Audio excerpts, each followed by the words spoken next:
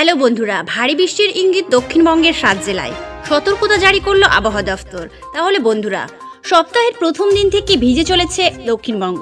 দক্ষিণবঙ্গের একাধিক জেলার সোমবার থেকে বৃষ্টি হয়েছে এবং আজ বৃষ্টি বাড়ার সম্ভাবনা রয়েছে, এমনটাই জানাচ্ছে হাওয়া অফিস। কোন কোন জায়গায় কোথায় ভারী বৃষ্টির সম্ভাবনা রয়েছে চলুন জেনে নিই।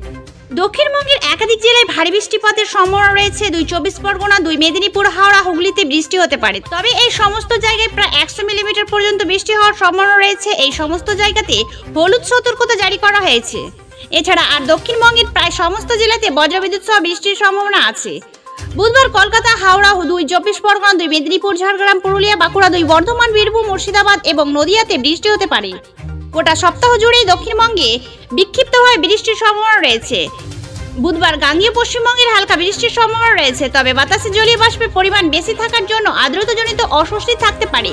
যদি রাস্তায় বেরোনোর কোনো প্ল্যান থাকে তবে অবশ্যই হাতে ছাতা রাখবেন, কারণ এই বৃষ্টিতে যদি একবার ভিজে ফেলেন তাহলে কিন্তু শরীর খারাপের প্রবল সম্ভাবনা রয়েছে।